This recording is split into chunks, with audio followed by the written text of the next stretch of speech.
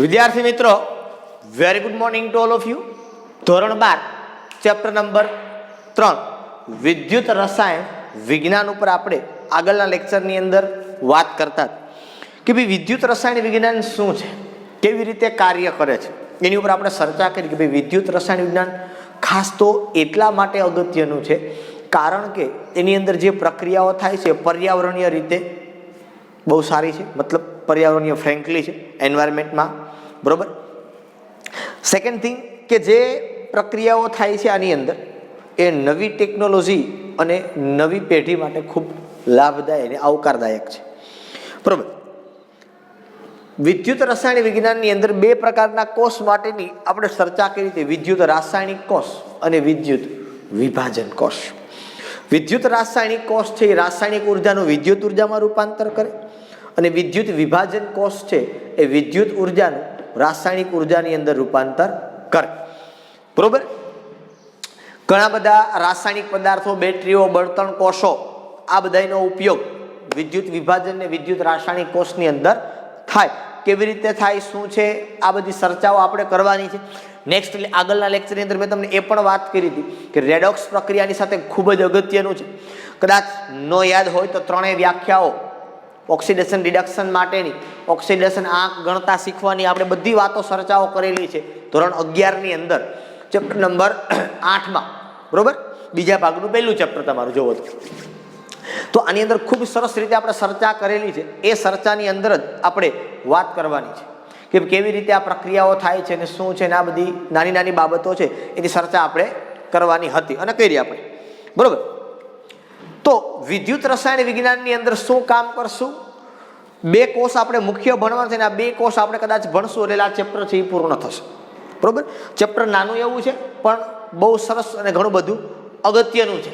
તમને એમ થાય સાહેબ તમે દર વખતે એમ જ કહેતો બહુ સરસ છે, બહુ અગત્યનું છે, આમ આ બધું અગત્યનું જ હોય. બોર્ડનો વિષય છે, બરોબર છે, અને બોર્ડનું વર્ષ છે તો એમાં અગત્યનું ન હોય તો શું કહે, કેજીમાં ને પ્રાઇમરીમાં તો અગત્યનું ન હોય. દરેક વસ્તુ છે એ અગત્યની જ છે, બરોબર. આપણો વિશ્વાસ છે અથવા તો આપણો મેઇન ક્રાઇટેરિયા છે એ શું છે એના ઉપર આધાર રાખે કે ભાઈ આપણે ઈચ્છા શક્તિ છે કે નહીં આ બાબત ઉપર, એટલે એના ઉપર ડિપેન્ડન્ટ છે. ઓકે, વધારે વાતો ન કરતા આપણે ટોપિક ઉપર આગળ વધશું. વિદ્યુત રસાયણ વિજ્ઞાનની અંદર વાત કરવાની છે આપણે. પહેલો જ ટોપિક, પ્રથમ જ ટોપિક આપેલો છે તમને, વિદ્યુત રાસાયણિક કોષ.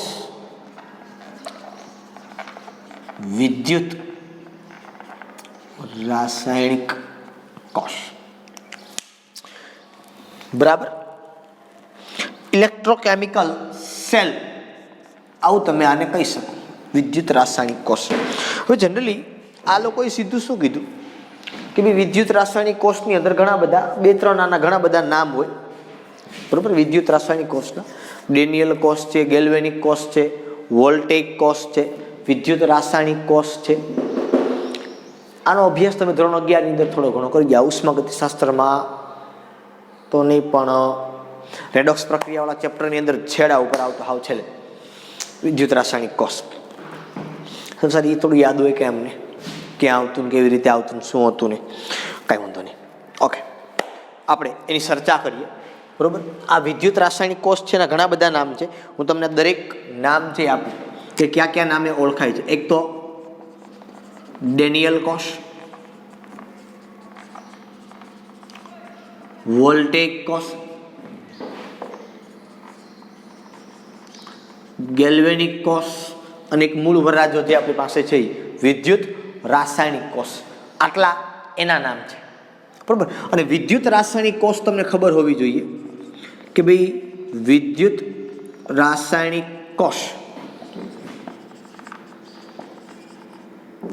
આઈ એમ સોરી ફોર ધેટ,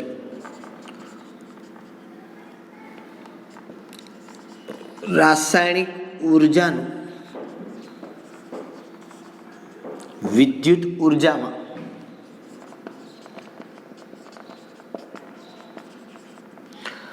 રૂપાંતર કરે છે. સાઈ થોડીક આછી ચાલે છે. હવે વિદ્યુત રાસાયણિક કોષ છે એ રાસાયણિક ઉર્જાનું વિદ્યુત ઉર્જાની અંદર રૂપાંતર કરે છે, બરોબર.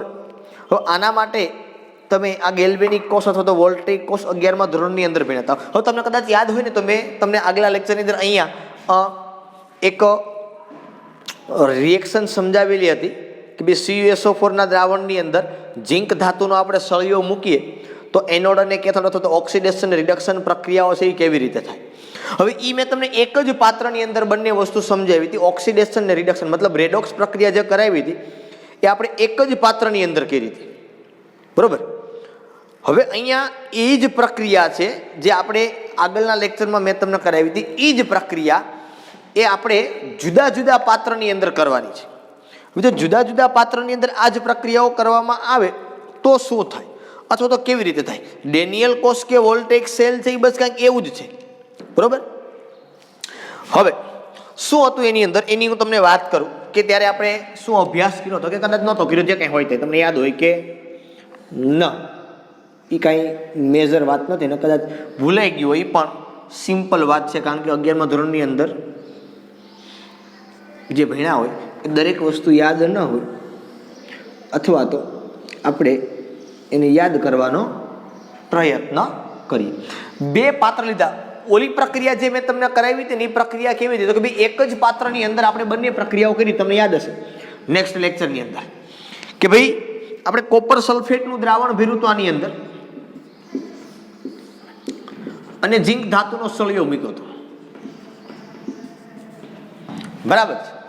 બંને પ્રક્રિયા એનોડ અને કેથોડ કે ઓક્સિડેશન રિડક્શન બંને પ્રક્રિયા આપણે એની અંદર જ કરી હતી. હવે અહીંયા હું જુદા જુદા પાત્ર લઉં છું અને જુદા જુદા પાત્રની અંદર અહીંયા જુદી જુદી રિએક્શન આપણે જોવાની છે. કે માનો કે અહીંયા આ જે પહેલું પાત્ર છે મારી પાસે, આ પહેલા પાત્રની અંદર હું ZnSO4 નું દ્રાવણ લઉં છું. બીજું જે પાત્ર છે મારી પાસે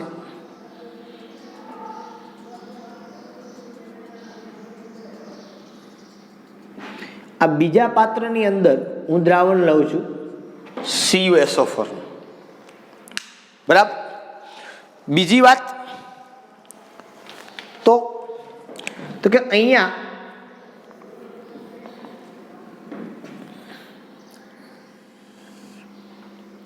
હું સળિયો લઉં છું ઝિંક ધાતુ,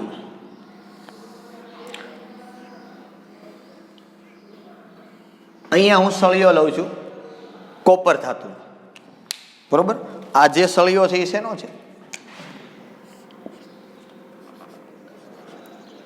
બરોબર. અને આ જે સળિયો છે એ શેનો છે,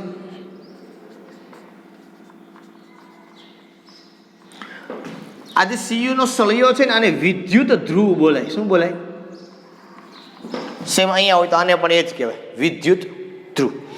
આ જે વિદ્યુત ધ્રુવ બંને લીધા મેં, ધાતુના બે સળિયા લીધા, બરોબર છે.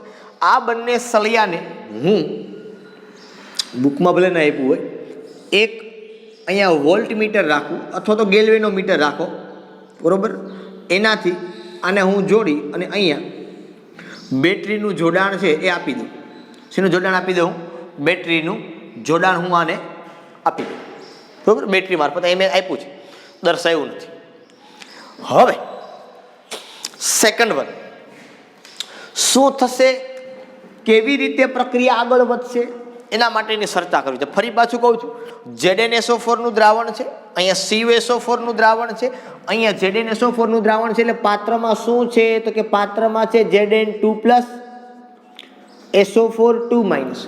અહીંયા પાત્રમાં છે Cu2+ SO4 2-. સમજમાં આવી, બરોબર. હવે આ બંનેમાંથી તમે જોશો તો ખ્યાલ પડશે કે જેવું તમે અહીંથી પ્રક્રિયાની અંદર થશે, શું થશે? આની અંદર પ્રક્રિયા આપમેળે પ્રક્રિયા થાય, એમાં તમારે કંઈ બીજું કરવું પડે નહીં. પણ આ તો મેં જોડ્યું છે અહીંયા. શું કામે? તો કે વિદ્યુત ઉર્જા આપણે મળવાની છે ને, રાસાયણિક ઉર્જામાંથી આપણે શું મળવાનું છે? વિદ્યુત ઉર્જા મળવાની છે. શું પ્રક્રિયા થશે તો આ ઝીંક ધાતુનો સળિયો એ ZnSO4 ના દ્રાવણમાં ડૂબાડેલો છે, આ કોપર ધાતુનો સળિયો એ CuSO4 ના દ્રાવણમાં મેં ડૂબાડેલો છે. એટલે હવે તમને મેં અહીંયા સમજાવ્યું ત્યારે કીધું હતું શું થતું હતું એમ પ્રક્રિયા, બરોબર. અહીંયા ખાલી ભલે કોપર સલ્ફેટના દ્રાવણમાં મેં ઝીંકનો સળિયો ડૂબાડ્યો હતો, પણ અહીંયા હું ઝીંક ધાતુનો સળિયાને ZnSO4 ના દ્રાવણમાં ડુબાડું છું અને કોપરના સળિયાને CuSO4, મતલબ ઝીંક વિદ્યુત ધ્રુવ છે અને કોપર વિદ્યુત ધ્રુવ છે. હવે શું થશે આપણે જોવાનું છે ખાલી કે કેવી રીતે આ પ્રક્રિયા આગળ વધવાની છે. જેમ જેમ પ્રક્રિયા આગળ વધશે એટલે શું થશે ખબર છે, તો કે ભાઈ અહીંથી એવું જોવા મળશે કે આ વોલ્ટ મીટર ઉપર ધીમે ધીમે વોલ્ટેજ વધતા જાય છે.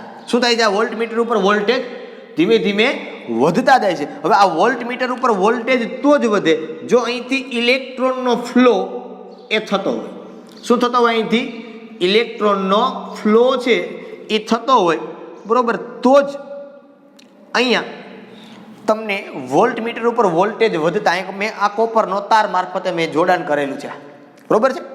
તો વોલ્ટ મીટર ઉપર વોલ્ટેજ વધતા જાય એનો મતલબ અહીંથી કંઈક પ્રવાહ છે એ જાય છે, કંઈક જાય છે, તો ત્યાં વોલ્ટ મીટર ઉપર ધીમે ધીમે વોલ્ટેજ છે એ વધતા જાય. હવે વોલ્ટ મીટર ઉપર વોલ્ટેજ વધતા જાય એનો મતલબ કે અહીંથી ઇલેક્ટ્રોન જાય છે આ બાજુ અને અહીંયા આ ઇલેક્ટ્રોન છે, હું અહીં માઇનસ લખું છું એનો મતલબ શું લખું છું? આ બધું આ ઇલેક્ટ્રોન છે આની ઉપર જમા થાય છે આ ધાતુના સળિયા ઉપર. કયા ધાતુના સળિયા ઉપર? કોપર ધાતુના સળિયા ઉપર આ ઇલેક્ટ્રોન જમા થયા. હવે આ ઇલેક્ટ્રોન અહીંયા ક્યાંથી આવ્યા? તો કે સર આ Zn ધાતુનો સળિયો હતો ને, આ Zn ધાતુના સળિયાએ શું કર્યું? તો કે પ્રક્રિયા કરી. કઈ પ્રક્રિયા કરી? તો કે સર આ Zn ધાતુના સળિયાએ Zn માંથી શું બનાવ્યું? તો કે Zn2+ વત્તા 2 ઇલેક્ટ્રોન. Zn2+ વત્તા 2 ઇલેક્ટ્રોન. આ ગયા ઇલેક્ટ્રોન જ ગયા ને, અને ઝીંક છે એ 2+ નો વીજભાર ધરાવે. આટલું તમે 12મા ધોરણમાં છો તો મારે તમને સમજાવવું ન પડે, બરોબર. તો આ ઇલેક્ટ્રોન છે એ ઉપર ગયા. આ જે બધું ગયું એ કોણ ગયું? તો કે આ બધા ઇલેક્ટ્રોન છે એ ગયા, બરોબર. ધીમે ધીમે અહીંયા વોલ્ટ મીટર ઉપર મને વોલ્ટેજ છે કે દર્શાવ્યો. તો એનો મતલબ એમ થાય કે આ ઝીંક ધાતુનો સળિયો છે એણે શું કર્યું? તો કે અહીંયા Zn2+ આપ્યું અને અહીંયા આ ઇલેક્ટ્રોન છે એ આપ્યા. એટલે ઇલેક્ટ્રોન છે એ ઉપર ગયા. એનો મતલબ ધીમે ધીમે ઝીંક ધાતુનો સળિયો છે એ Zn માંથી, આ Zn2+ તો કયો છે? તો કે દ્રાવણ હતું ઈ, એટલે મેં બ્લેક કલરથી દર્શાવ્યું. આ રેડ થી ક્યાં? તો કે આ ઝીંક ધાતુનો સળિયો પીગળો, ધીમે ધીમે પીગળે છે. પીગળે તો જ પ્રક્રિયા થાય ને ભાઈ, બરોબર. એ ઇલેક્ટ્રોન છે અહીંથી આમ ગયા. એનો મતલબ કે આ પ્રક્રિયા ઓક્સિડેશન થઈ, અથવા તો આ પ્રક્રિયાને ઓક્સિડેશન અર્ધ પ્રક્રિયા કહેવાય. શું કહેવાય આને? ઓક્સિડેશન અર્ધ પ્રક્રિયા. આ ઓક્સિડેશન પ્રક્રિયા થાય, હંમેશા યાદ રાખવાનું, ઓક્સિડેશન પ્રક્રિયા એનોડ ઉપર થાય. શેના ઉપર થાય? એનોડ ઉપર થાય, બરોબર. અને તો અહીં લખી નાખવું નીચે એનોડ, અને એનોડ ઉપર હંમેશા કેવો વીજભાર હોય? ઋણ. હવે કોપરનો સળિયો છે એની ઉપર શું જમા થયું? કે ઇલેક્ટ્રોન જમા થયા. કોપરના સળિયા ઉપર ઇલેક્ટ્રોન જમા થયા એટલે કોપરનો સળિયો ઋણ વીજભારિત બન્યો. તો દ્રાવણમાંથી બે આયનો છે Cu2+ અને SO4 2-. તો એ દ્રાવણમાંથી કોને લેશે? તો કે એ દ્રાવણમાંથી Cu2+ ને લેશે અને આ Cu2+ એ કોપરના સળિયા ઉપર હવે જમા થશે. શું થશે? ઇલેક્ટ્રોન તો આવે જ છે ઉપરથી, એટલે આ Cu2+ છે એ શું થશે? તો કે આના ઉપર જમા થશે. હવે આ Cu2+ અને ઇલેક્ટ્રોન એ બે એકબીજા સાથે જોડાશે. આ Cu2+ એને આ કોપરના સળિયા ઉપર જમા થયો એટલે ત્યાં ઇલેક્ટ્રોન હતા, આ બે ઇલેક્ટ્રોન મેળવે Cu2+ તરીકે હોય, તમને આટા હોય આટલા, બરોબર. અને એમાંથી શું બને? C. તો આને ઇલેક્ટ્રોન મેળવા. હવે જો ઇલેક્ટ્રોન મેળવે તો આને રિડક્શન અર્ધ પ્રક્રિયા કહેવાય. શું કહેવાય આને? રિડક્શન અર્ધ પ્રક્રિયા. તમને એટલી ખબર છે કે આ પ્રક્રિયા ઇલેક્ટ્રોન મેળવે તો કેથોડ ઉપર થાય. તો આ ધાતુનો સળિયો છે એ ક્યાં છે? તો કે કેથોડ ઉપર. ને કેથોડ ઉપર કેવો વીજભાર છે? ધન હોય તો જ એ ઋણ મેળવે, ને ઋણ હોય તો જ એનું દાન કરે. સમજમાં આવી આખી બાબત? એક એનોડ છે, એક કેથોડ છે, એક ઉપર ધન વિદ્યુત ધ્રુવ છે, એક ઉપર ઋણ વિદ્યુત ધ્રુવ છે. એનોડ ઉપર માઇનસ છે, કેથોડ ઉપર પ્લસ છે. જોજો હો, વિદ્યુત રાસાયણિક કોષ છે, બરોબર. ઓલું તમે જોતા હોય ને વિદ્યુત વિભાજન કરતા હોય ને તો એનોડ ઉપર પ્લસ હોય ને કેથોડ ઉપર માઇનસ હોય. આ તમને કદાચ ખબર હશે, બરોબર. આ વિદ્યુત રાસાયણિક કોષ છે એટલે ધ્યાન રાખો, એનોડ ઉપર ઋણ વીજભાર હોય અને કેથોડ ઉપર ધન વીજભાર હોય. એ રૂ એવું યાદ રાખવાનું. શું યાદ રાખવાનું? યાદ રાખવાનું શું છે? એ રૂ. આની અંદર એ રૂ, બરોબર. એક યાદ રહે, બાકીનું ઓટોમેટિક યાદ રહે. પણ આ વિદ્યુત રાસાયણિક કોષમાં છે, બરોબર. એનોડ ઉપર ઋણ હોય. તો એનો મતલબ એમ થયો કે એનોડ ઉપર ઓક્સિડેશન થયું, કેથોડ ઉપર રિડક્શન થયું. આ બંને પ્રક્રિયાનો તમે સરવાળો કરો તો તમને ખબર છે અહીંથી ઇલેક્ટ્રોન ઇલેક્ટ્રોન જાય તો અહીંયા પ્રક્રિયા થાય Zn2 પ્લસ Cu2 પ્લસ. આવું તમને આવડે ને રેડોક્સમાં હું તમને ભણાવતો. આ બેનો સરવાળો કરો, અહીંયા આ બેનો સરવાળો કરો તો Zn2 પ્લસ Cu. તો આને કહેવાય રેડોક્સ પ્રક્રિયા. એનો મતલબ એમ કે વિદ્યુત રાસાયણિક કોષની અંદર રેડોક્સ પ્રક્રિયા થાય છે. બીજો પ્રશ્ન આપણા મગજની અંદર એ આવે, કયો આવે કે સર આ ઇલેક્ટ્રોન જાય છે તો એક પ્રશ્ન સર્જાય છે. કેવો પ્રશ્ન સર્જાય છે? બરોબર, તો એ તમને હવે સમજાવું કે સર અહીંથી Zn નો સળિયો પીગળતો જાય, આ Zn2 પ્લસ અહીંયા આવતા જાય અને અહીંથી ઇલેક્ટ્રોન જતા જાય, વોલ્ટમીટર ઉપર કંઈક વોલ્ટેજ દેખાડતા જાય, અહીંથી ઇલેક્ટ્રોન જાય, Cu2 પ્લસ જમા થાય. સર દ્રાવણમાં તો પ્રશ્ન થાય ને હવે શું? તો કે આ દ્રાવણમાં Zn2 પ્લસ વધતા જાય એટલે આ દ્રાવણ ધન વિદ્યુત ભારિત બનતું જાય, આ દ્રાવણમાંથી Cu2 પ્લસ આમાં જમા થતા જાય એટલે સર આ દ્રાવણ હવે ઋણ વિદ્યુત ભારિત થાય. કારણ SO4 માઇનસ વધે. હું દ્રાવણની વાત કરું છું. શેની વાત કરું છું? દ્રાવણની વાત કરું છું કે સર આ દ્રાવણ ઋણ વિદ્યુત ભારિત થતું જાય, સર આ દ્રાવણ ધન વિદ્યુત ભારિત થતું જાય. તો હવે શું કરવાનું? કારણ કે આ સમય તો થોડો સમય જ ચાલશે, પછી પાછો આ કોષ બંધ પડી જાય. પ્રક્રિયા તો આપમેળે જ થાય છે. આમાં કંઈક અહીંથી બેટરીમાં છેડા આપણે દીધા નથી. આ તો વોલ્ટેજ આપને મળે છે. તો હવે શું કરવું પડશે? તો કે હવે આ વસ્તુને સમજવા માટે આપણે આની અંદર એક યુ આકારની નળી લેવાની છે. કેવી લેવાની છે? એક આવી રીતે યુ આકારની નળી લેવાની છે. બરોબર, આ યુ આકારની નળીની અંદર એક દ્રાવણ ભરવાનું. કયું દ્રાવણ ભરવાનું આની અંદર એ સમજાવું. આમાં ભરવાનું તમારે NH4NO3 અથવા તો ભરવાનું KNO3 અને અહીંયા બે જગ્યાએ લગાડવાનું ગ્લાસ વૂલ. ગ્લાસ વૂલ એટલે કાંઈ નહીં, રૂનું પૂંભળું. ગ્લાસ વૂલ એટલે શું? રૂનું પૂંભળું લગાડી દેવાનું બે બાજુ. દ્રાવણ છે એ બહાર ન નીકળે, ટાઈટ, ફૂલ ટાઈટ કરી દેવાનું. બરોબર, એક યુ આકારની નળી લીધી, એમાં શું ભર્યું? NH4NO3 અથવા તો KNO3 નું દ્રાવણ ભર્યું. આ યુ આકારની નળીમાં ભરી દીધું, બાય હું લગાડી દીધું ગ્લાસ વૂલ. આ નળીને ઊંધી કરી અને આની અંદર તમારે લગાડી દેવાની છે. આ લગાડી આપણે શું વાંધો છે? આ યુ આકારની નળી, બરોબર, અને આ નળીની અંદર આપણે શું ભરી દીધું કે આ નળીની અંદર આપણે ભર્યું છે દ્રાવણ. આ દ્રાવણ ભર્યું ને અને કહેવાય ક્ષાર સેતુ. હું કામ હમણાં કહું હો. શેનું દ્રાવણ ભરવાનું છે? NH4NO3 અથવા તો દ્રાવણ ભરવાનું છે આપણે KNO3. હવે શું થશે? હવે શું કર્યું આપણે? તો કે હવે જનરલી એવું થશે, આ ક્ષાર સેતુ એટલે બંધ. આ બે વચ્ચે બંધનું કામ કરે છે ક્ષાર માટે આયનોનું, કે અહીંથી SO4 માઇનસ છે એ ઋણ વીજભાર છે ધીમે ધીમે આ મારફતે ગતિ કરશે અને અહીંયા જશે. બરોબર, એટલે વિદ્યુતીય રીતે તટસ્થતા જળવાય. અહીંયા માનો કે જોતું હોય તો અહીંથી ધન વીજભાર એને મળે. શું મળે? એને ધન વીજભાર એને મળે. આ પ્રક્રિયા ચાલુ રહેશે. હવે ક્યાં સુધી ચાલુ રહે? તો કે જ્યાં સુધી અહીંયા વોલ્ટેજ 1.1 વોલ્ટ મળે ને ત્યાં સુધી આ પ્રક્રિયા થાય. જો હવે 1.1 વોલ્ટ થઈ જાય એટલે આ પ્રક્રિયા બંધ પડી જાય. હવે વધારે વિદ્યુત ઉર્જા આ કોષ તમને આપી શકે નહીં. કેટલી આપે તમને? 1.1 વોલ્ટ સુધી આપે. 1.1 વોલ્ટ કરતાં વધી જાય તો તમને આપે નહીં.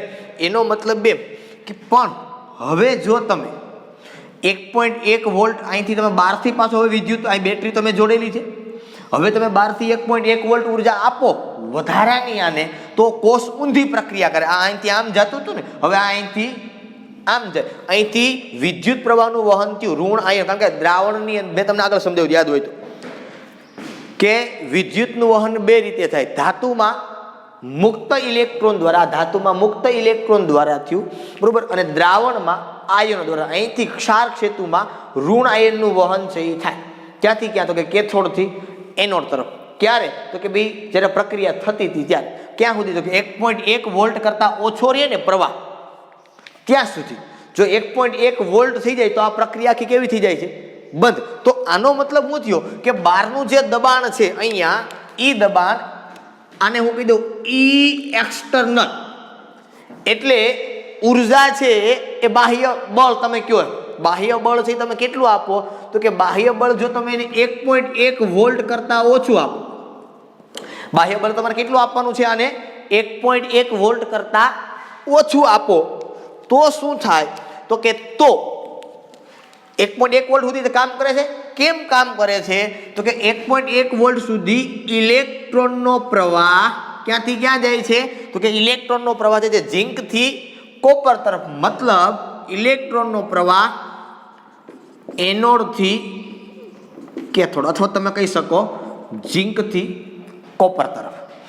પણ વિદ્યુત પ્રવાહ છે એ વિદ્યુત પ્રવાહ ક્યાંથી ક્યાં જાય જોજો, આ 1.1 વોલ્ટ કરતા નીચેની વાત છે તો અહીંથી ઋણાયન ગતિ કરી ક્ષાર સેતુ મારફતે અહીંયા આવે, એટલે વિદ્યુત પ્રવાહ છે ક્યાંથી ક્યાં જાય તો કે વિદ્યુત પ્રવાહ કેથોડ થી એનોડ તરફ અથવા તમે કહી શકો Cu થી જેને તરફ. હંમેશા યાદ રાખજો ઇલેક્ટ્રોનનો પ્રવાહ અને વિદ્યુત પ્રવાહ આ બેયની દિશા ઉલટી હોય. ફિઝિક્સની અંદર તમે આ બાબત છે એને ભણશો.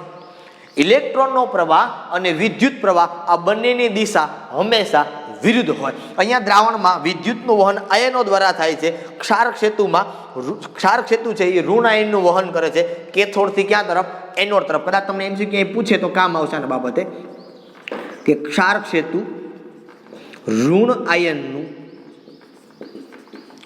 વહન કરે છે અને ક્યાંથી ક્યાં તરફ તો કે કેથોડથી એનોડ તરફ. અહીંયા તમે જો આ કોષની અંદર જુઓ તો કોપરથી ઝિંક તરફ આ ક્ષારક સેતુ છે એ ઋણ આયનનું વહન કરે છે, બરોબર. મતલબ તમારો આ થયો વિદ્યુત પ્રવાહ, પણ ક્ષારક સેતુ છે એ ઋણ આયનનું વહન કરે. આ બાબતથી તમારે યાદ રાખવાનું છે કે અહીંથી આમ તમને આપે તો જ વહન થાય, બરોબર. બાકી અહીંયા તો આ વિદ્યુતીય તટસ્થ જાળવવાનું કામ કરે કે અહીંયા ધન આયન ઘટે તો આમાંથી ધન આયન દે, અહીંયા ઋણ આયન ઘટે તો અહીંથી ઋણ આયન દે, પણ લે કેમ કે અહીંથી લે અને જે જોતો હોય એ જેને આપે, બરાબર છે.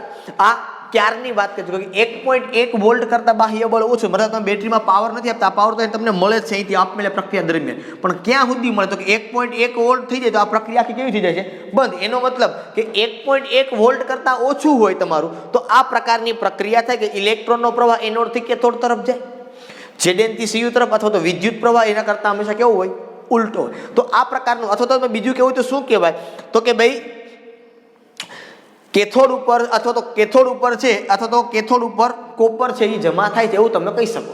શું કહી શકો?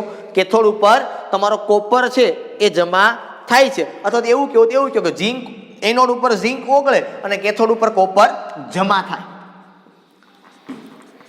એનોડ પર અહીં તમને ખબર છે એનોડ ઉપર Zn માંથી શું થાય Zn2+ એટલે ઝિંકનો સળિયો પીગળે છે.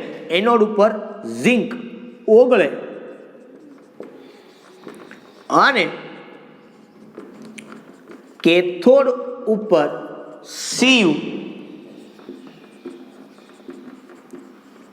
જમા થાય છે. કેથોડ ઉપર Cu જમા થાય છે. હવે જો તમે ઉલટું કરો કે E external equal to 1.1 volt, મતલબ માનો કે અહીંયા વોલ્ટ મીટર ઉપર તમને 1.1 વોલ્ટ દેખાડી દીધા પૂરું, તો કોઈ પ્રક્રિયા થવાની નથી. ઇલેક્ટ્રોનનો પ્રવાહ ક્યાંય નહીં જાય, વિદ્યુત પ્રવાહ ક્યાંય નહીં જાય. એનો મતલબ સીધો થઈ ગયો કે રાસાયણિક પ્રક્રિયા કે કોઈ પણ પ્રક્રિયા થશે નહીં.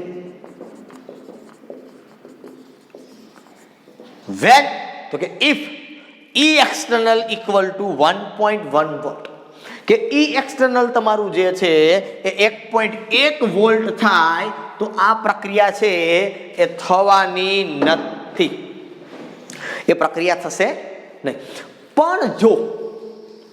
પણ જો હવે હું શું કરું તો કે હવે આ જ વસ્તુ છે એમાં હું બહારથી એને દબાણ આપું. 1.1 વોલ્ટ સુધી થઈ ગયું એટલે એને કંઈ કર્યું નહીં.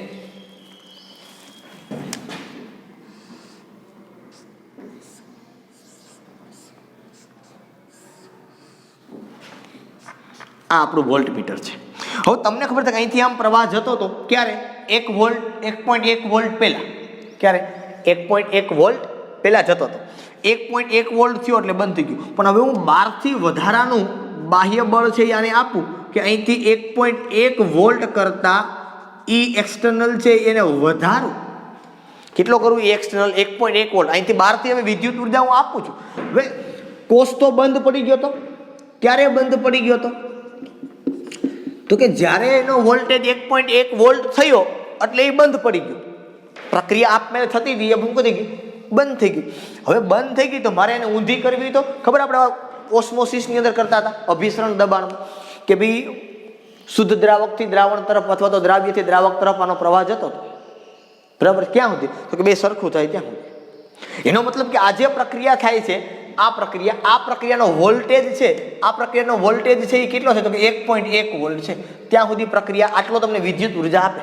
આનાથી વધારે તમને આપે નહીં, કારણ કે આપમેળે થતી પ્રક્રિયા છે. આમાં મેં પહેલા કાંઈ બેટરી જોડી હતી, વોલ્ટમીટર જોડ્યું હતું, પણ આપણે ક્યાંથી એને પ્રવાહ આપ્યો નથી. આપણે સ્વિચ ચાલુ કરી નથી. આ તો એને પ્રવાહ ઓટોમેટિક આપમેળે પ્રક્રિયા થતી હતી. ઝીંક ઓગળતો હતો ને કેથોડ ઉપર જમા થતો હતો, જે અહીંયા મેં તમને સમજાવ્યું હતું આગની પહેલા.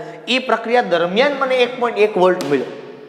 1.1 વોલ્ટ થઈ ગયાની ઉર્જા, એટલે હવે એ પ્રક્રિયા કરતો બંધ થઈ ગયો. હવે હું શું કરું છું તો કે અહીંથી વધારાનું એને દબાણ આપું છું. હવે શું કરું છું? હું આને અહીંથી વધારાનું દબાણ છે એને હું આપું છું, અને એ વધારાનું દબાણ આપું તો શું થાય એ વસ્તુ મારે હવે તમને કહેવાની છે કે હવે હું આને 1.1 વોલ્ટ કરતાં વધારે પ્રેશર આપું તો શું થશે. બરોબર? એટલે પ્રક્રિયા કેવી થશે એ વસ્તુ મારે તમને સમજાવવાની છે. Okay, hello. As it is જે પ્રમાણે હતું એ પ્રમાણે ફરી પાછું આપણે આને વ્યવસ્થિત કરી દીધું છે. બરોબર? ચાલો. દ્રાવણમાં CuSO4 છે. આ પાત્રમાં ZnSO4 છે. Zn2 + SO4 2 Cu2 + SO4 2 ક્ષાર તો પહેલા રાખી દીધું હતું. એ જ ઇટ ઇઝ છે. 1.1 વોલ્ટ થયો એટલે પ્રક્રિયા થતી આની કેવી થઈ ગઈ? બંધ થઈ ગઈ. હવે શું થાય તો કે હવે હું આને પ્રવાહ આપું 1.1 વોલ્ટ કરતાં વધારે, એટલે આ શું કરશે તો કે આ ઊંધી પ્રક્રિયા કરશે. શું કરશે? આ ઊંધી પ્રક્રિયા. કારણ 1.1 વોલ્ટ સુધીની કેપેસિટી હતી, હવે એ કામ નહીં કરેલા. હવે શું કરશે કે હવે એ ઊંધી પ્રક્રિયા કરશે, અને ઊંધી પ્રક્રિયા કરશે એટલે કોપર છે ને એ પોતે અહીંથી ઇલેક્ટ્રોન ગુમાવવા મળશે, એટલે આ પ્રક્રિયા અહીંથી આમ થશે. હવે આ ઇલેક્ટ્રોન છે, આ ઇલેક્ટ્રોન એ ઉલટા જશે. શું થશે? આ ઇલેક્ટ્રોન ઉલટા. ક્યારે? તમે એક્સટર્નલ પ્રેશર છે એ વધારે આપ્યું ત્યારે. એક્સટર્નલ પ્રેશર કેવું આપ્યું? તમે બાહ્ય દબાણ કેવું આપ્યું? વધારે આપ્યું. બરોબર? બાહ્ય ઉર્જા તમે કે બાહ્ય પોટેન્શિયલ તમે આને કહો એ તમે વધારે આપ્યો. આ પ્રક્રિયા અહીંથી કેવી થઈ? ઉલટી થઈ. ઉલટી થઈનો મતલબ શું થયું તો કે જે Cu નો સળિયો હતો એમાંથી શું થયું તો કે Cu2 + થયું. પ્રક્રિયા કેવી થઈ ભાઈ? Cu માંથી શું થઈ ગયું? Cu2 + 2 ઇલેક્ટ્રોન થયું. બીજું, અહીંયા એ ઇલેક્ટ્રોન છે એ આવ્યા, આ ઇલેક્ટ્રોન અહીંયા આવ્યા. હવે એટલે હવે શું થાય તો કે હવે એવું થાય સર કે અહીંથી તો શું થયું તો કે Cu ડેઠો પડ્યો, આ Zn2 હતો આની ઉપર શું થાય? જમા થાય. હવે આ ઋણ આવ્યું એટલે તો શું થયું તો કે તો હવે એવું થયું કે આ Zn2 અને ઓલા આવતા હતા બે ઇલેક્ટ્રોન ભેગા થઈને આને શું બનાવ્યું? ઝિંક. અને ઓક્સિડેશન અર્ધ પ્રક્રિયા, આ રિડક્શન અર્ધ પ્રક્રિયા. બરોબર છે? આખી વસ્તુ કેવી થઈ ગઈ? ઊંધી. કેથોડ હતો એ બની ગયો એનોડ, એનોડ હતો એ તમારો બની ગયો કેથોડ. ઇલેક્ટ્રોનનો પ્રવાહ ક્યાંથી ક્યાં ગયો જોવો તો કે ભાઈ ઇલેક્ટ્રોનનો પ્રવાહ એ ક્યાંથી ક્યાં ગયો? આપણે પેલા હતું એમને એને રાખ્યું છે મેં, બાકી આમ તમે જો તો એનો ઈ જ થાય. ઇલેક્ટ્રોનનો પ્રવાહ ક્યાં ગયો તો કે ઇલેક્ટ્રોનનો પ્રવાહ ગયો કેથોડથી એનોડ તરફ, એને ઓળખવા માટે. ક્યાંથી ક્યાં તો કે Cu થી Zn તરફ. ઇલેક્ટ્રોનનો પ્રવાહ એના કરતા વિદ્યુત પ્રવાહ હંમેશા ઉલટો હોય. વિદ્યુત પ્રવાહ હવે તમે સમજો કે આ દ્રાવણ ધન વિદ્યુત ભારિત થશે. હવે Cu2 વધશે એટલે અહીંયા Zn2 ઉપર જમા થશે એટલે ઘટશે, એટલે SO4 વધશે એટલે આ ઋણ થશે. અહીંથી આ એનો આના તરફ ગતિ કરશે એટલે વિદ્યુત પ્રવાહ ક્યાંથી ક્યાં જશે તો કે વિદ્યુત પ્રવાહ જશે એનોડથી કેથોડ તરફ, મતલબ ઝિંકથી જશે Cu તરફ. બરોબર? ક્ષાર ક્ષેત્રમાં અહીંથી અહીંયા વહન થશે તમારું. ક્યાંથી ક્યાં તો કે એનોડથી લઈને કેથોડ તરફ. ક્ષાર ક્ષેત્ર તો ઋણાયનનું જ વહન કરશે, પણ હવે ક્યાંથી ક્યાં કરશે તો કે એનોડથી કેથોડ તરફ, જે પહેલા તમારો હતો એના તરફ. શું થશે આની અંદર જોવો તો કે એનોડ ઉપર Zn જમા થશે અને કેથોડ ઉપર Cu જમા થશે. અથવા તમે એવું કહી શકો. બરોબર? કોના ઉપર શું જમા થશે? ઝિંક ધાતુ છે એ ઝિંક વિદ્યુત ધ્રુવ ઉપર જમા થાય અને કોપર ધાતુ છે એ કોપરના વિદ્યુત ધ્રુવ ઉપર જાય. એનોડ કેથોડ ન લખો તો તમે આવું રીતે લખી શકો. કેવી રીતે? ઝિંક ધાતુ ઝિંક વિદ્યુત ધ્રુવ પર અને સીયુ ધાતુ સીયુ વિદ્યુત ધ્રુવ. અહીંથી સીયુ ધાતુ છે એ સીયુ વિદ્યુત ધ્રુવ ઉપરથી શું થાય તો કે ત્યાં એના ઉપર ઓગળ્યું. સીયુ ધાતુ સીયુ વિદ્યુત ધ્રુવ પર ઓગળશે. ઓલી જે આખી પ્રોસેસ થઈ હતી કે એનોડ પર ZN ઓગળે ને કેથોડ ઉપર સીયુ જમા થાય એ એના કરતા આખી ઉલટી થઈ. અહીંયા એનોડ કેથોડ શબ્દ ન વપરાય કારણ કે એનોડ કેથોડ અહીંથી તમે આમ થયું આ પ્રક્રિયા ખરેખર એનોડ થઈ ગઈ, આ પ્રક્રિયા ખરેખર શું થઈ ગઈ કેથોડ. તો કેવું પડે કે ઇલેક્ટ્રોનનો પ્રવાહ સીયુ થી ZN તરફ ગયો, વિદ્યુત પ્રવાહ ZN થી સીયુ તરફ. આવું તમે કહો તો વધુ સારું લાગે. એનું કારણ છે કે હવે જે પેલા એનોડ હતો એ હવે એનોડ નથી. બરોબર? આ તમે ખરેખર કહી ના શકો. આ બાબત અહીંયા ન કહેવાય. આ વસ્તુ છે એ તમે શબ્દ વાપરી શકો નહીં. શું બોલે? ઇલેક્ટ્રોનનો પ્રવાહ કોપરથી ઝિંક તરફ, વિદ્યુત પ્રવાહ ZN થી કોપર તરફ. શું કામ? તો કે આ હવે ઓક્સિડેશન થયું ને આ હવે શું થયું? રિડક્શન થયું. કારણ કે પ્રક્રિયા આખી કેવી થઈ ગઈ? ઉલટી. એટલે કેથોડ હતો એ હકીકતે શું બની ગયો? અહીંયા એનોડ બની ગયો. કેથોડ હતો હકીકતે શું બની ગયો? અહીંયા હવે જો તો બીજી પ્રોસેસમાં એનોડ બની ગયો. અને એનોડ હતો એ ખરેખર કેવો બની ગયો? અહીંયા કેથોડ બની ગયો. બરોબર? એટલે આમ તમે જો તો ઇલેક્ટ્રોનનો પ્રવાહ એનોડથી કેથોડ તરફ જ છે ને કેથોડથી એનોડ તરફ જ છે, પણ લખવું પડે આવી રીતે ZN થી સીયુ, સીયુ થી ZN. આ વસ્તુ ખાસ તમારે મગજમાં રાખવાની છે. બરોબર છે? એટલે અહીંયા જે તમારો ડેનિયલ કોષ કયો તો ડેનિયલ કોષ, વોલ્ટેઇક કહેશો વોલ્ટેઇક કોષ, ગેલ્વેનિક કોષ કયો તો ગેલ્વેનિક કોષ, વિદ્યુત રાસાયણિક કોષ કયો તો વિદ્યુત રાસાયણિક કોષ. અહીંયા તમને ખબર પડી કે રાસાયણિક ઉર્જામાંથી વિદ્યુત ઉર્જા મળી. પહેલાં આપણે મળતી હતી ઉલટો, પહેલાં આપણી પાસે હતું ત્યારે એ આપમેળે પ્રક્રિયા થતી હતી ને 1.1 વોલ્ટ કરતાં ઓછું હોય ત્યાં સુધી આ પ્રોસેસ થતી હતી. 1.1 વોલ્ટ છે એટલે પ્રક્રિયા હવે આપમેળે થશે નહીં. હવે તમે બહારથી વધારાની એક્સટર્નલ પ્રેશર આપ્યું, બહારથી બાહ્ય દબાણ એને વધારે પડતું આપ્યું, બાહ્ય પોટેન્શિયલ આપણે વધાર્યો એટલે પ્રક્રિયા આખી થતી તેના કરતાં કેવી થઈ ગઈ? ઉલટી થઈ ગઈ. બરોબર? એટલે હંમેશ માટે આ વસ્તુ છે એ તમારે મગજમાં રાખવાનું છે. ખાસ ઉલટું યાદ ન રહી તો કંઈ નહીં, પણ આવું કદાચ મને તમે ઓપ્શનમાં પૂછે કે એ એક્સટર્નલ 1.1 વોલ્ટ કરતાં ઓછું હોય તો કેટલું થાય, ક્યાંથી ક્યાં પ્રવાહ જાય, કોનો પ્રવાહ જાય, કેટલો થાય, કોણ કોના ઉપર જમા થાય, એક્સટર્નલ 1.1 હોય તો કેટલું થાય. બરોબર? આ પ્રક્રિયા માટે 1.1 વોલ્ટ છે. જો બીજી મેં પ્રક્રિયા લીધી હોત અહીં કણે બરોબર છે દ્રાવણ બદલે ને તો વોલ્ટેજ બદલી જાય. કારણ કે દરેક પ્રક્રિયા જે આપમેળે થાય તો એ દરમિયાન જે ઉર્જા મળે એ એક સરખી નથી હોતી. એ દરેક પ્રક્રિયા માટે એ ઉર્જા છે એ કેવી હોય છે? જુદી જુદી હોય છે. બરોબર? હજી આ કોષ છે એને સમજાવવા માટે ઘણો બધો સમય લાગે. હજી આમાં કોને કોને શું કહેવાય, શું છે શું નહીં, બરાબર છે, એ બધી બાબતોની ચર્ચા છે એ આપણે કરશું. પણ એ બધી ચર્ચાઓ છે આપણે નેક્સ્ટ લેક્ચરની અંદર કરશું. કારણ કે ઘણી બધી માહિતી છે જે આની અંદર છુપાયેલી છે. શેની અંદર? વિદ્યુત રાસાયણિક કોષ. પણ વિદ્યુત રાસાયણિક કોષ આપણે કયો ગણવાનો છે? જે પહેલાં મેં તમને આપ્યો તો 1.1 વોલ્ટ કરતાં ઓછો હતો એની વાત કરું છું.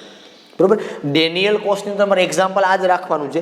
ZnSO4ના દ્રાવણમાં ઝિંક ધાતુનો સળિયો, CuSO4ના દ્રાવણમાં કોપર ધાતુનો સળિયો. આ જે સળિયા છે એને વિદ્યુત ધ્રુવ કહેવાય. શું કહેવાય એને?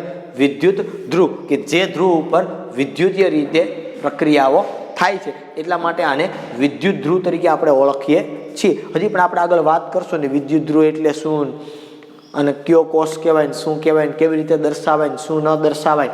બરોબર? પણ એક વસ્તુ ધ્યાન રાખવાની છે કે જે તમે દ્રાવણ લીધું છે એ દ્રાવણની સાંદ્રતા છે એ તમારી પાસે 1 મોલર હોવી જોઈએ. તાપમાન છે એ એનું પ્રમાણિત તાપમાન હોવું જોઈએ. દબાણ જો વિદ્યુત ધ્રુવ ધન છે, આ ઋણ હોય તો વાયુ વિદ્યુત ધ્રુવ તો દબાણ એનું કેટલું હોવું જોઈએ? 1 બાર હોવું જોઈએ. અને આવો જે પ્રમાણિત કોષ છે એને જ વિદ્યુત રાસાયણિક કોષ કહેવાય. કે જે કોષની સાંદ્રતા છે એ 1 મોલર હોય. બરોબર? જે દ્રાવણ છે એની સાંદ્રતા કેટલી હોય? 1 મોલર હોય. બરોબર? તાપમાન છે એ પ્રમાણિત મતલબ 298 કેલ્વિન તાપમાન હોય. જો વાયુ વિદ્યુત ધ્રુવ હોય તો એનું દબાણ 1 બાર હોય. એવા કોષને વિદ્યુત રાસાયણિક કોષ કહે છે.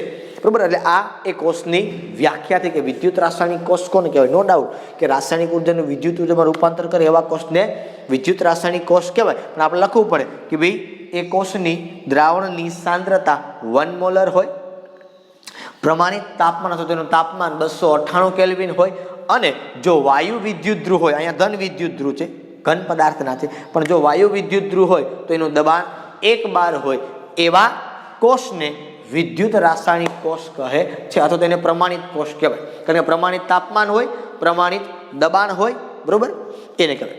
હવે અહીંયા તમે જુઓ ને, ઉલટું તમે કર્યું ને, તો ઉલટું કર્યું એટલે પ્રક્રિયા આખી તમારી ઉલટી થઈ. ઇલેક્ટ્રોનનો પ્રવાહ ઉલટો થયો, વિદ્યુત પ્રવાહ ઉલટું થયું, પ્રક્રિયાઓ ઉલટી થઈ. હવે જો તમારે અહીંયા શું કર્યું તમે, તો કે વિદ્યુત ઉર્જા આપને આપી, અહીંયા શું થતું હતું તમે જોવો તો કે અહીંયા રાસાયણિક ઉર્જા હતી એનું વિદ્યુત ઉર્જામાં રૂપાંતર જાતે થતું હતું. રાસાયણિક ઉર્જાનું વિદ્યુત ઉર્જામાં રૂપાંતર થતું હતું. એટલે આ જે કોષ છે એને આપણે વિદ્યુત રાસાયણિક કોષ કહી શકીએ. પણ અહીંયા રાસાયણિક ઉર્જાનું વિદ્યુત ઉર્જામાં રૂપાંતર નહોતું થતું. શું કામ? તો કે અહીંયા આપણે વિદ્યુત ઉર્જા આપતા હતા. એટલે અહીંયા ખરેખર તમે જોવો તો શું થયું, તો કે અહીંયા વિદ્યુત ઉર્જા છે એનું શેમાં રૂપાંતર થયું, તો કે રાસાયણિક ઉર્જામાં. અહીંયા જે ઓગળતો હતો એને ઉપર આપણે જમા કર્યો, જે નહોતો ઓગળતો એને આપણે ઓગાળ્યો. એટલે ખરેખર વિદ્યુત ઉર્જાનું શેમાં રૂપાંતર થયું? રાસાયણિક ઉર્જામાં રૂપાંતર થયું. અને આવો જે કોષ છે એને વિદ્યુત વિભાજન કોષ કહેવાય. શું કહેવાય? એને વિદ્યુત વિભાજન કોષ કહેવાય. અને તમને કદાચ યાદ હશે, આપણે 6થું ચેપ્ટર જે ભણ્યા એમાં ઘણી બધી આપણે કોપરનું ને ઝીંકનું ને આ બધા દ્રાવણો જ્યારે બને ત્યારે વિદ્યુત વિભાજન કોષ લેતા હતા, જેમાં આપણે બહારથી વોલ્ટેજ આપતા હતા. યાદ રાખજો, તમારે બહારથી જેમાં વોલ્ટેજ આપવા પડે, જેમાં તમારે બહારથી બેટરી દ્વારા વિદ્યુત પ્રવાહ આપવો પડે, એ બધા વિદ્યુત વિભાજન કોષ છે. એ બધા કેવા છે? વિદ્યુત વિભાજન કોષ છે. કે જે કોષમાં પ્રક્રિયા દરમિયાન વિદ્યુત ઉર્જા મળે, તમને વિદ્યુત ઉર્જા તમને મળે, એ બધા વિદ્યુત રાસાયણિક કોષ છે. અને જેમાં તમારે વિદ્યુત ઉર્જા આપવી પડે એ બધા વિદ્યુત વિભાજન કોષ છે. તમે 10મા ધોરણમાં કે 11મા ધોરણની અંદર કે 12મા ધોરણમાં ઘણા બધા આવા કોષો ભણી ગયા, વિદ્યુત વિભાજન કોષ, કે જેમાં તમે શું કરતા, તો કે ઉપરથી બેટરી દ્વારા વિદ્યુત પ્રવાહ આપતા. બેટરી દ્વારા તમે વિદ્યુત પ્રવાહ આપતા. જો તમે બહારથી વિદ્યુત પ્રવાહ આપો તો એ વિદ્યુત ઉર્જાનું રાસાયણિક ઉર્જામાં રૂપાંતર કરે, એટલે એને વિદ્યુત વિભાજન કોષ કહેવાય. શું કહેવાય? એને વિદ્યુત વિભાજન. આપણા ઘડિયાળની અંદર સેલ છે, બરોબર, દિવાલ ઘડિયાળ છે, એની અંદર રહેલો જે સેલ છે એ બધાની અંદર રાસાયણિક પદાર્થ હોય છે, અને એના દ્વારા તમે વિદ્યુત ઉર્જા મેળવી શકો. તમે આપણે રિમોટથી ટીવી છે એની ચેનલ બદલતા હોઈએ, ઘડિયાળના કાંટા છે એ ચાલતા હોય, તો એ રાસાયણિક ઉર્જાનું વિદ્યુત ઉર્જામાં રૂપાંતર કરે, એટલા માટે ઘડિયાળનો કાંટો ચાલે છે. જો એ રાસાયણિક ઉર્જામાં એનો વોલ્ટેજ જેટલો હોય એટલો વોલ્ટેજ થઈ જાય એટલે એ કોષ પ્રક્રિયા કરતો બંધ થઈ જાય. સેલ ખબર આપણે કે સેલ થઈ રહ્યો, એ સેલ થઈ રહ્યોનો મતલબ કે એનું જે ઈ એક્સટર્નલ છે, એના જે અંદર દ્રાવણ જે ભર્યું હોય એનો એ વોલ્ટેજ એના પ્રમાણે આવી જાય, એટલે એ પ્રક્રિયા કરતો બંધ થઈ જાય. નથિંગ એલ્સ, બીજી કાંઈ વસ્તુઓ છે નહીં. તમે મોબાઈલની અંદર જે બેટરી યુઝ કરો છો, લિથિયમ આયન બેટરી, તો એની અંદર પણ દ્રાવણ આવી રીતે પ્રક્રિયા છે એ થતી હોય છે. એનો પણ વોલ્ટેજ હોય છે કે એના વોલ્ટેજ સુધી આવે, બરોબર, એટલે ત્યાં સુધી બેટરી પછી આવે તો બેટરી પૂરી થઈ જાય, તો એ રિચાર્જેબલ છે, બરોબર. તો એ તમે ચાર્જ કરો એટલે પાછી એ પ્રક્રિયા ઉલટી થાય. તમે ચાર્જ કરો એટલે શું થયું? તમે બહારના બોર્ડમાંથી તમે એને શું કરો છો, તો કે વિદ્યુત ઉર્જા આપો છો, એક્સટર્નલ પ્રેશર એનું વધારો તો મૂળ હતું એના કરતા, એટલે પ્રક્રિયા ઉલટી થઈ. એ પ્રક્રિયા ઉલટી થઈ એટલે ચાર્જિંગ થયું. આ શું થયું? ચાર્જિંગ થયું, બરોબર, ચાર્જ થઈ ગયું પૂરેપૂરું. ઓકે, હવે તમે પિન કાઢી લો, પાછી તો મૂળભૂત એની જે પ્રક્રિયા થતી એ કરવા અહીંથી આમ પાછો જવાનો જ છે. અને હવે તમે બહારથી એને પ્રેશર આપતા, તમે બહારથી એને વોલ્ટેજ આપતા નથી. તમે 45% બેટરી, 50% બેટરી, 60% બેટરી, તમે જેટલી રિવર્સ પ્રક્રિયા કરી એટલી આનત કરી, પાછું એ એની પ્રોસેસ ચાલુ કરી દેશે. જો તમે મોબાઈલ ચાલુ કર્યો એવી અહીંથી સીધી પ્રક્રિયા બેટરીની શરૂ થશે. તમે નહીં કરો તો પણ પ્રક્રિયા ચાલુ છે. તમે મોબાઈલને કદાચ લઈને એમને મૂકી દેજો, શું બેટરી તમારી જશે જ નહીં? હે, તમે મોબાઈલને અડવાનો જ નહીં, કોઈ પ્રક્રિયા કરવાની નથી, મોબાઈલમાં તમારે કંઈ કામ નહીં કરો, મૂકી દેવાનો, છોડી નહીં. બેટરી ઉતરે? ઉતરશે. શું કામ? તો કે એ પ્રક્રિયા, એ આપમેળે થતી પ્રક્રિયા છે, એની જાતે એ પ્રક્રિયા થશે જ, એમાં કોઈ શંકાને સ્થાન નથી, બરોબર. એટલે આ મેં તમને એક્સટર્નલ ને આ બાહ્ય વધારાનું ને આપમેળે સમજાવવાનું કારણ માત્ર એ છે કે કોઈ પણ બેટરી હોય કે કોઈ પણ કોષ હોય, તમારો વિદ્યુત રાસાયણિક કોષ કે વિદ્યુત વિભાજન કોષ, વિદ્યુત રાસાયણિક કોષ થી આપમેળે થતી પ્રક્રિયા તમારી છે એ રાસાયણિક ઉર્જાનું વિદ્યુત ઉર્જામાં રૂપાંતર કરે, પણ એ જેટલા વોલ્ટેજ આપતું હોય ત્યાં સુધી તમને આપે. પછી તો કે પ્રક્રિયા કરતું બંધ થઈ જાય. જો એ રિચાર્જેબલ બેટરી હોય તો તમે એને બહારથી પ્રેશર આપો તો થાય. હવે તમારો ઘડિયાળનો સેલ છે તો રિચાર્જેબલ નથી, ઉલટી પ્રક્રિયામાં ન થઈ શકે, શક્ય નથી. તો પણ તમારે નવો સેલ એમાં નાખવો પડે ઘડિયાળમાં, બરોબર. જો રિચાર્જેબલ બેટરી તમારી પાસે હોય તો તમે શું કરો કે તમે એમાં બહારથી એને વોલ્ટેજ આપો છો. શું આપો તમે બહારથી એને બેટરી દ્વારા વોલ્ટેજ આપો છો ચાર્જર દ્વારા, અને એ ચાર્જ થાય એટલે પ્રક્રિયા એ ઉલટી થાય. હંમેશા યાદ રાખજો, તમે ચાર્જ કરો એટલે પહેલી પ્રક્રિયા છે એ ડિસ્ચાર્જ છે, પછી તમે બીજી પ્રક્રિયા મોબાઈલને ચાર્જિંગમાં મૂકો એટલે ચાર્જ થાય છે, એટલે ચાર્જિંગ પ્રક્રિયા કહેવાય. ચાર્જ કરો એટલે એ કોષ આખો ઉલટી પ્રક્રિયા કરે, જે પહેલા કરતો તેના કરતા ઉલટી. પણ એનોડ થઈ એનોડ ને આમ તમે જો તો એનોડ થઈ કેથોડ થાય, કેથોડ થઈ એનોડ, પણ પ્રક્રિયા કેવી થઈ જાય અમારી ઉલટી, કે Zn-માંથી Zn2+ ને 2 ઇલેક્ટ્રોન થતા હતા, બરોબર. એ પ્રક્રિયા ઓક્સિડેશન હતી, અહીંયા એ પ્રક્રિયા રિડક્શન છે, કારણ કે આ ચાર્જિંગ પ્રક્રિયા છે, આ ડિસ્ચાર્જિંગ પ્રક્રિયા છે, બરાબર છે.